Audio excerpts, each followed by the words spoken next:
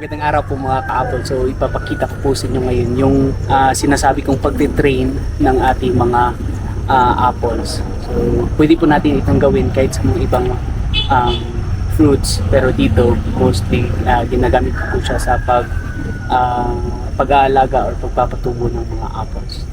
Ito po yung ginagawa ko kapag nasa 4 to 5 feet na po yung taas ng aking mga apples. So naglalagay po ako ng post, tapos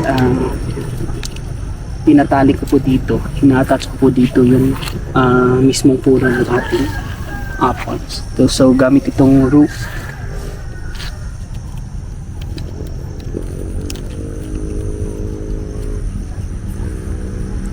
i-attach natin sa post.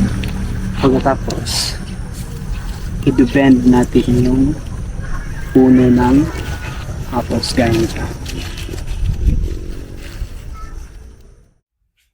Ito po yung mga apples na na-trained or na-bend na po natin sa orchard. So ayan, makikita nyo po na meron po siyang post, tapos tinatali po siya sa mismong post ng ating apples. So ayan.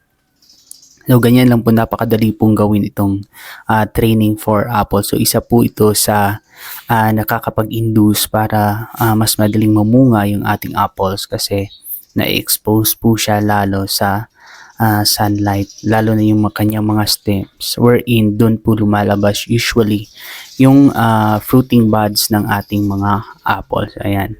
And then dapat po sa pagtitrain ng apples, medyo careful po tayo, kasi meron po talagang time na lalo na yung mga apples na medyo hindi pa ganun ka flexible yung kanyang puno, so medyo nababali po siya kapag na bend natin ng todo. So ito po yung isa sa mga pamamaraan na ginagamit ng farmers sa pag-apple, lalo na sa ibang bansa. So meron na sa kanila, kasi yung technology about apples is napakaganda na po, and then parang gamay na nila yung pagtatanim ng apple. So dito sa Pilipinas, ito po yung ginagawa natin para ma-test kung ang result ng pagbe-bend ng apple. Pero dito sa orchard, tested na po ito since 2018.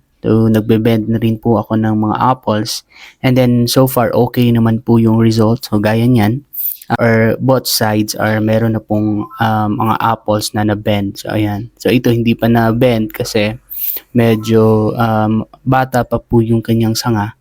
So may tendency pa po na break yung sanga ng ating mga apples. So careful lang po talaga tayo sa pag bebend ng ating mga apples. Ayan.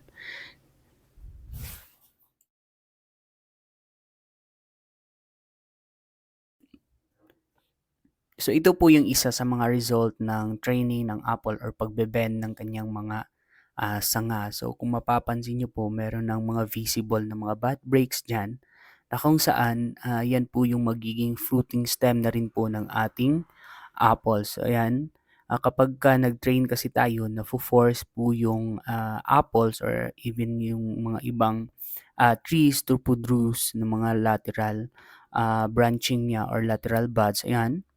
So, napaka-visible na po, and then isa ito sa mga result kapag nag-train tayo ng ating mga puno. So, ayan, kalaunan iti-train din po natin yan.